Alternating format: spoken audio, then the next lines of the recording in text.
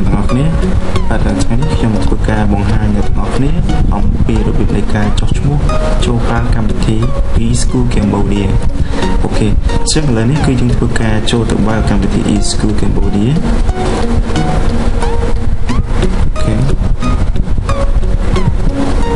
អូខេអញ្ចឹងនៅពេលដែលអ្នកទាំងអស់គ្នាធ្វើការបើកកម្មវិធី eSchool Cambodia នេះអ្នកទាំងអស់គ្នានឹងឃើញទម្រង់ទំព័រដើមអូខេអញ្ចឹងឥឡូវនេះគឺយើងចូលមកដល់ទំព័រដើមរបស់កម្មវិធី eSchool Cambodia អញ្ចឹងនៅខាងលើគឺអ្នកទាំងអស់គ្នានឹងឃើញប៊ូតុងចំនួន2គឺប៊ូតុង1គេដាក់ថាចូលគណនីហើយប៊ូតុងទី2នោះគឺចុះឈ្មោះថ្មីនៅទីនេះអូខេអញ្ចឹងគឺមានន័យថាសម្រាប់អ្នកដែលគាត់មានគណនីរួចហើយអញ្ចឹងគឺគាត់អាចចុចទៅលើប៊ូតុងទី1ដើម្បីចូលទៅប្រើប្រាស់កម្មវិធី eSchool Cambodia នេះហើយចំណែកប៊ូតុងទី2នោះគឺជាប៊ូតុងសម្រាប់ឲ្យអ្នកដែលគាត់មិនទាន់មានគណនីគឺគាត់អាចធ្វើការបង្កើតគណនីដើម្បីចូលទៅប្រើប្រាស់កម្មវិធីអូខេអញ្ចឹងឥឡូវខ្ញុំនឹងចុចទៅលើប៊ូតុងចុះឈ្មោះថ្មីនៅទីនេះដើម្បីចូលទៅបង្កើតគណនីថ្មីមួយអូខេនៅពេលដែលអ្នកទាំងអស់គ្នាចុចនៅលើប៊ូតុងនេះគឺវានឹងបង្ហាញនៅផ្ទាំងមួយគឺជាផ្ទាំងដែលត្រូវបំពេញនៅព័ត៌មានមួយចំនួនដូចជាលេខទូរស័ព្ទនិងពាក្យសម្ងាត់ដើម្បីបង្កើតជាគណនីនៅក្នុងកម្មវិធីនេះអូខេអញ្ចឹងចំពោះផ្នែកខាងលើនេះ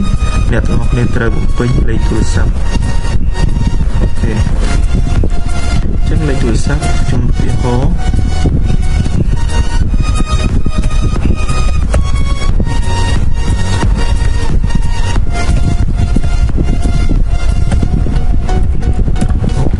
ចុះយើងបំពេញលេខទូរស័ព្ទហើយ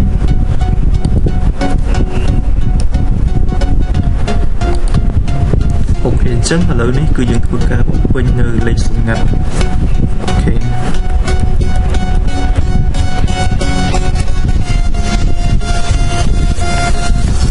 ហើយចំពោះផ្នែកខាងក្រោមនេះគឺយើងធ្វើម៉េចយើងវាយលេខសម្ងាត់ឲ្យដូចទៅនឹងលេខសម្ងាត់នៅខាងលើអូខេ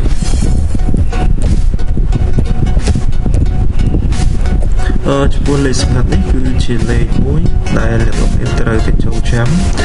នៅពេលដែលយើងធ្វើការលុបចូលក្នុងគណនីអូខេអញ្ចឹងឥឡូវនេះបន្ទាប់ពីយើងធ្វើការបំពេញនៅលេខទូរស័ព្ទលេខសម្ងាត់រួចរាល់ហើយអ្នកទាំងអស់គ្នាត្រូវคลิกត្រង់កន្លែងនេះខ្ញុំយល់ព្រមជាមួយនឹងលក្ខខណ្ឌនៃការប្រើប្រាស់អូខេបន្តមកទៀតអ្នកទាំងអស់គ្នាត្រូវចុចលើប៊ូតុងចុះឈ្មោះអូខេមកដល់ត្រង់ចំណុចនេះគឺអ្នកទាំងអស់គ្នាត្រូវបំពេញនៅព័ត៌មានផ្ទាល់ខ្លួនមួយចំនួនដោយអ្នកទាំងអស់គ្នាគ្រាន់តែចុចលើប៊ូតុងបាត់ចាក់ក្រោមនេះអូខេអញ្ចឹងនៅត្រង់ចំណុចនេះគឺអ្នកទាំងអស់គ្នាបំពេញនៅឈ្មោះរបស់អ្នកទាំងអស់គ្នាគឺនាមលើនេះគឺជានាមតកូលនិងក្រោមគឺនាមហើយនឹងថ្ងៃខែឆ្នាំកំណើតបន្ទាប់មកគឺអ្នកទាំងអស់គ្នាចុចទៅលើប៊ូតុងកែប្រែនេះអូខេឥឡូវនេះមកដល់ត្រង់ចំណុចនេះគឺអ្នកទាំងអស់គ្នានឹងឃើញនៅខាងលើនេះគឺដាក់ថាចំណុចទាំងទូទៅអញ្ចឹងនៅក្នុងនេះគឺជាកន្លែងដែលអ្នកទាំងអស់គ្នាត្រូវធ្វើការជ្រើសរើសនៅកម្រិតថ្នាក់ដែលអ្នកទាំងអស់គ្នាកំពុងធ្វើការសិក្សាអញ្ចឹងនៅក្នុងនេះមានថ្នាក់ទី12ទី11ទី10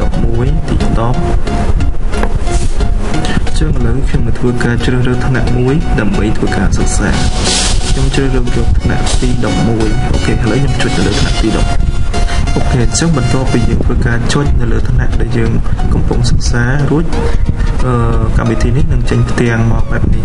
ផ្ទាំងនេះគឺជាផ្ទាំងមួយសម្រាប់ឲ្យអ្នកទាំងអស់គ្នាធ្វើការបំប្រាក់ក៏ប៉ុន្តែបើសិនជាអ្នកទាំងអស់គ្នាចង់ធ្វើការសិក្សាដោយឥតគិតថ្លៃអ្នកទាំងអស់គ្នាគ្រាន់តែចុចទៅលើប៊ូតុងលេខកូដនេះអូខេអញ្ចឹងត្រង់ចំណុចប៊ូតុងលេខកូដនេះអ្នកទាំងអស់គ្នាត្រូវធ្វើការជ្រើសរើសនៅសាលារៀនចឹងសាលារៀនរបស់យើងរៀននៅសាលាណានៅក្នុងខេត្តណាអញ្ចឹងយើងធ្វើការជ្រើសរើសផង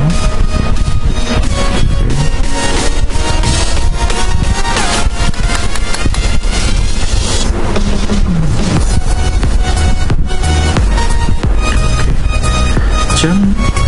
អ្នកទាំងអស់គ្នាវាថា E G លេខ11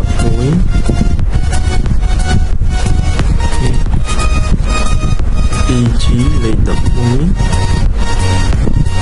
ចឹង E G នេះគឺយើងត្រូវសរសេរដើមឡើងជាអក្សរធំអូខេបន្តមកទៀតគឺអ្នកទាំងអស់គ្នាត្រូវចុចលើប៊ូតុងបញ្ចូលអូខេ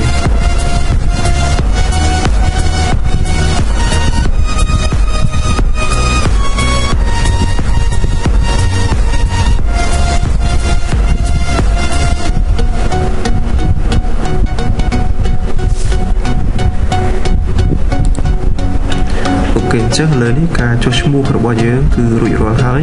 ឥឡូវគឺយើងចូលទៅកាន់ថ្នាក់កំពុងសិក្សាអូខេអញ្ចឹងនេះគឺជាមេរៀនដែលមាននៅក្នុងថ្នាក់ដែលយើងបានជ្រើសរើស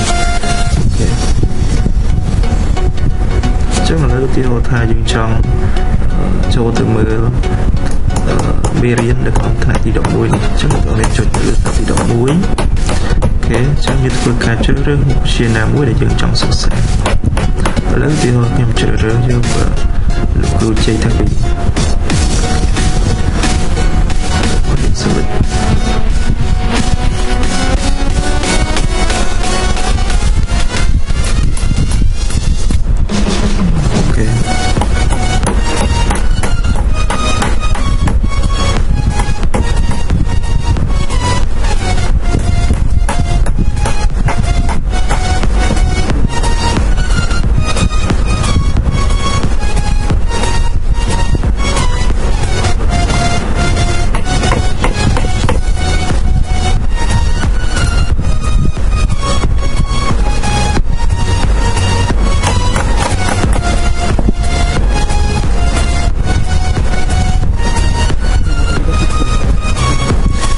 ซึ่งការបង្ហាញពីរបៀបនៃការចុះឈ្មោះសម្រាប់ប្រើប្រាស់នៅកម្មវិធី eSchool Cambodia គឺត្រូវបានបញ្ចប់បាទសូមអរគុណ